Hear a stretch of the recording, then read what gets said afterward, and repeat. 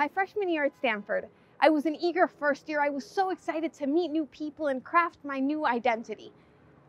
First couple of weeks, I was driving to dinner off campus with some friends, and the boy sitting next to me looks at me and goes, "Hey, Cami, I see you're Jewish. You're really involved in Jewish life. You were just at Shabbat dinner last Friday night. What is it about Jews that just makes them want power and control?" Great start. I don't know if I was more annoyed by his statement, his question, or the fact that the two students sitting behind me said absolutely nothing. When asked today's loaded question, what is really happening on college campuses and what can we do about it? If I had the answer, I would be making a lot more money than I currently do right now. But I'll give it my stab as someone who just went through 4 years of an undergraduate degree. First and foremost, BDS is increasing at an alarmingly fast rate on college campuses. So what is BDS? It's the Boycott, Divest, and Sanction movement, where students basically say that because Israel sits on occupied Palestinian land, the university shouldn't invest or do business with any Israeli company. In the past 16 years, 138 BDS resolutions have been proposed by college senates, 33% of which have actually passed. And even though these resolutions are a lot more symbolic than anything else, right? It's the administration who's actually making these financial decisions. What these BDS resolutions do is they completely delegitimize the state of Israel in the eyes of your average student, who sees Israel as something who should not exist, and who actually believes that the university or the average person shouldn't ever be investing in an Israeli company.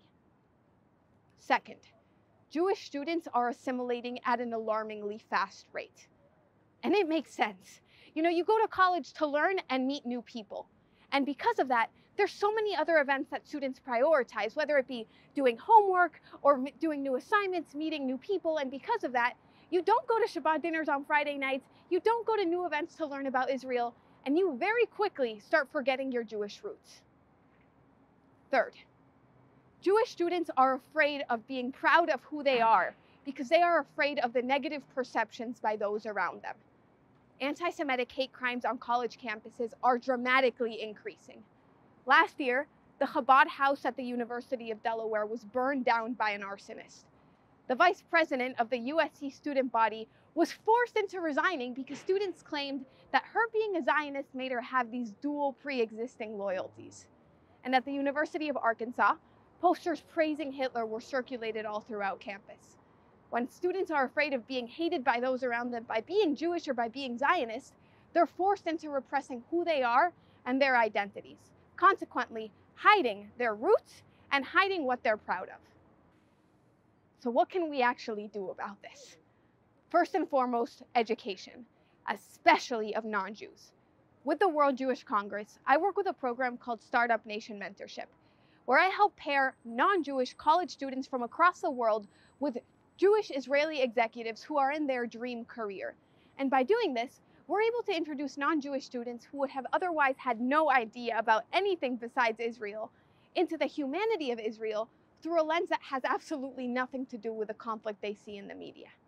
As Jews, we also need to be willing to share our roots and our identity. So instead of going to a bar out on Friday night with friends, host a Shabbat dinner in your house for your dorm, for your entire dorm room floor, where you bake babka, bake challah together, and tell your newfound friends about your old grandma's stories. Right? If we're willing to share who we are, the way we were raised with, and what we're proud of, we're actually going to be able to share the light that we were raised with and what we're proud of by those who would have otherwise had no absolute pre-existing knowledge about us. And if we're not willing to share our own light, our own pride, and what we love, then how can we possibly expect those around us to love us too?